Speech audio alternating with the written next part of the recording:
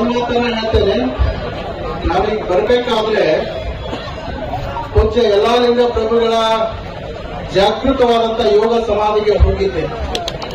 ಹೋಗಿ ಅಲ್ಲಿ ಪುಷ್ಪಾರ್ಚನೆಯನ್ನ ಮಾಡಿ ಮಂಗಳಾರತಿಯನ್ನ ಮಾಡಿ ನಾನು ಇವತ್ತು ರೈತರಿಗೆ ಬೆಂಬಲವನ್ನ ಸೂಚಿಸಲಿಕ್ಕೆ, ರೈತರಿಗೆ ಒಂದು ಶ್ರೀಮಠದ ಆಶೀರ್ವಾದದ ಶ್ರೀರಕ್ಷೆಯನ್ನ ನೀಡಲಿಕ್ಕೆ ಹೊರಟಿದ್ದೇನೆ.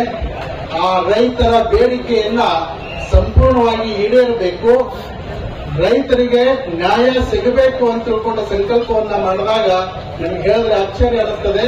ಗುರುಗಳ ತಲೆ ಮೇಲೆ ಇರ್ತಕ್ಕಂಥ ಎಲ್ಲ ಹೂವುಗಳು ಬೆಳೆದಿದೆ.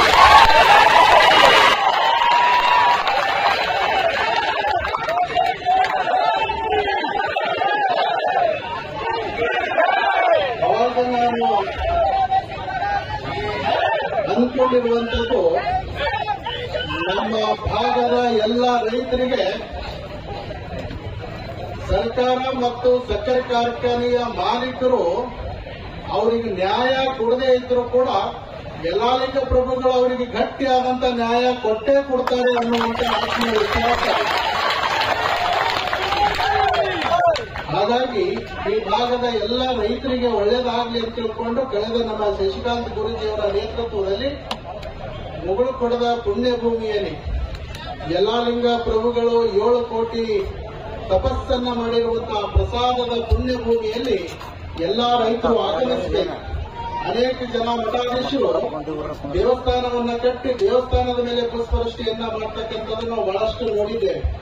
ಆದರೆ ದೇವರ ಸ್ವರೂಪರಾಗಿರ್ತಕ್ಕಂಥ, ದೇಶಕ್ಕೆ ಅನ್ನ ಹಾಕ್ತಕ್ಕಂಥ ನಿಜವಾದ ಜೀವಂತ ದೇವರು ಅದು ರೈತರ ತಲೆ ಮೇಲೆ ಹೂವು ಹಾಕಿದ್ರೆ ಅದು ಬಹುಶಃ ಪರಮಾತ್ಮನ ತಲೆ ಮೇಲೆ ಹೂವು ಹಾಕಬೇಕಾಗ್ತದೆ ಅನ್ನುವಂಥ ಕಳೆದ ವರ್ಷ ನಾನು ಮುಗುಳುಕೊಡದ ರೈತ ಸಮಾವೇಶದಲ್ಲಿ ಹೇಳಿರ್ತಕ್ಕಂಥ ಒಂದು ಮಾತನ್ನ ನೆನಪು ಮಾಡ್ಕೊತೇನೆ.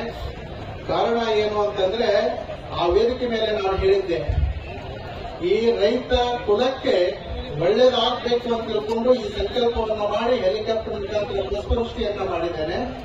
ಕೇಸರಿ, ಬಿಳಿ, ಹಸಿರು ಬಣ್ಣದಿಂದ ಅವರಿಗೆ ಗಾಂಧಿ ಟೋಪಿಯನ್ನ ಹಾಕಿ ದೇಶನೇ ರೈತರು, ರೈತರೇ ದೇಶ ಅನ್ನುವಂತ ಸಂದೇಶವನ್ನ ಮುಗುಳುಕೊಡ ಮಠದಿಂದ ಕೊಟ್ಟಿರುವಂತದ್ದು. ಅಂದಿನ ಸಂದರ್ಭದಲ್ಲಿ ನಾನು ಒಂದು ಮಾತನ್ನ ಹೇಳಿದ್ದೆ, ರೈತರ ಸುಖದ ಜೀವನದಲ್ಲಿ ನಾವು ಇರ್ತೇವೋ ಇಲ್ಲೋ ಗೊತ್ತಿಲ್ಲ, ಆದ್ರೆ ನಿಮ್ಮ ಕಷ್ಟದ ಜೀವನದಲ್ಲಿ ಮುಗುಳುಕೊಡ ಮಠ ನಿಮ್ಮ ಜೊತೆಗಿರ್ತದೆ ಅನ್ನುವಂತ